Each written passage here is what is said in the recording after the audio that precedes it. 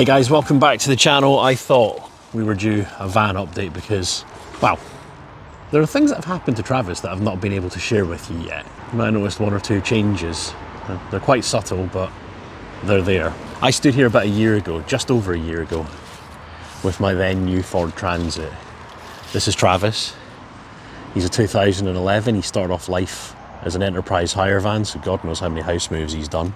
Then, a couple of changes later, my mate Maciek bought him and got his heating engineer business up and running with him. So he's done a shift, but he's only done 112,000 miles, so he's barely broken in. I got him a year ago, started converting him as my stealth camper, and well, the plan is this winter to try and maybe finish him off.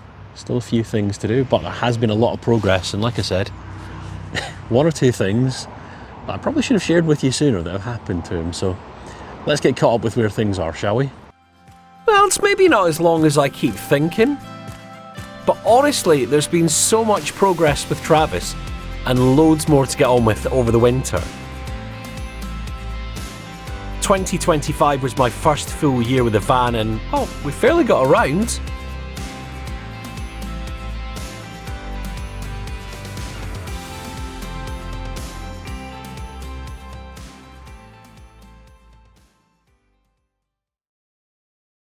To be fair, he's come a long way since I first got the keys to him last year. Most of the winter was done planning and prepping.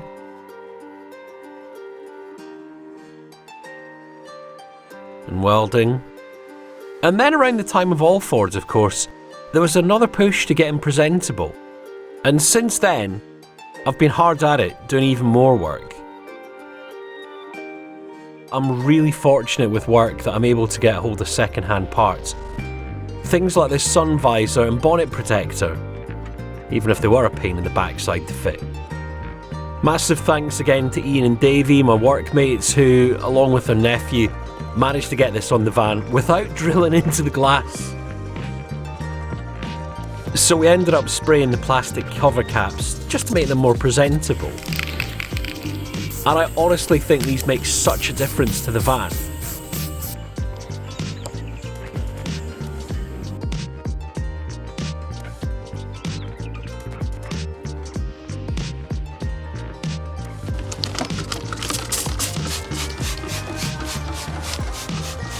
With that done, I cracked on with the bonnet protector on my own. I thought that would be nice and easy. Honestly, it was a massive faff. Well, it's more the alignment that is. The kit that came with it was well old, but you get these repair kits on eBay and Amazon. Now on the Transit minibuses, there's a wee bit of plastic trim that runs up the B pillar. I guess it just helps the door glass blend into the rest of the body. And since I swapped my van door over last year, I've been keeping an eye out for one of these at work, and eventually my patience paid off. This is probably the easiest thing I've done to the van yet. I cleaned up the panel on the van and then just took a razor and got the excess glue off the back of the trim. Chucked on some new double-sided tape and just stuck it on. Now again, a massive shout out to the guys at work. They came up good with some mud flaps. And although we got the new wheels on in time for all Ford, we never got the Mark 6 centre caps to fit. We tried and tried, they just wouldn't stay on. And just when you thought that wasn't fun enough, I've now got to replace the tail light again because, yet again, it's ended up cracked. I'm now on my third tail light on this corner. Slightly annoying. Again, I'm grateful that I can get a hold of these easily enough at work, and obviously they're a pretty straightforward swap. There's just a couple of bolts that hold them in place. But it's not the point!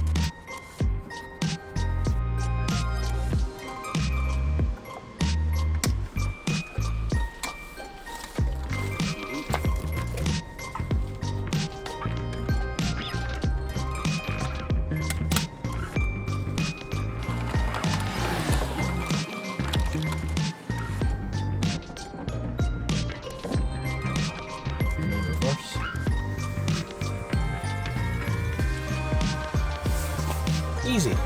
Now the elephant in the room is how Travis has been running, and if I'm honest, he's still a little bit lumpy. We've had a go at doing all the simple stuff. We've swapped out the diesel filter. He's had a replacement DPF filter fitted. But Maciek did say to me when I got the van, do the PCV valves. These are the pressure control valves, and it's the one that sits on the end of the fuel rail that's given us a bit of a headache. It's been swapped over twice now, and with the replacement valve fitted, the van just won't start. So I fired a message to Maciek, and I think he's got the solution.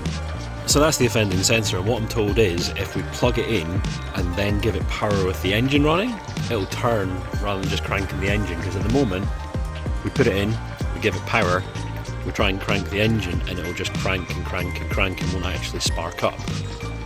So fingers crossed, that's all there is to it. And while that was causing us grief, the EGR threw up an error code as well.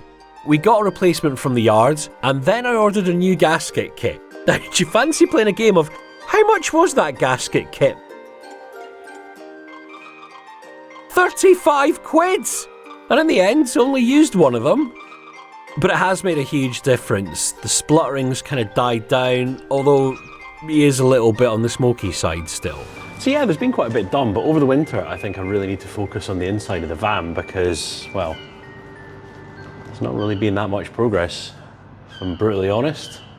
I need to get a little bulkhead built about there, just for storage, for neatness, to stop the curtains from falling in.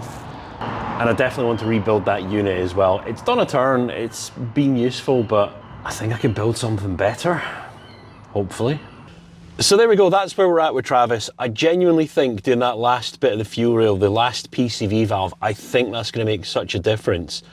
And while that's getting done, he's probably going to get an oil and filter change as well. It can't do any harm. So still a huge amount of work to do over the winter. Hopefully you'll follow along on the journey. If you haven't done already, hit subscribe, like the video if you've enjoyed watching this. Let me know in the comments as well what colour you think I should paint him. I've got a colour in mind for painting the rest of the van, which I'm hoping to do about March, but maybe you got a slightly more interesting or imaginative idea. I'm not really sure that works when it comes to colours, but let me know what colour you think I should paint the van anyway.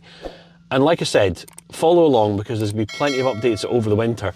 Next week though, we're taking another, well, van life van for a run.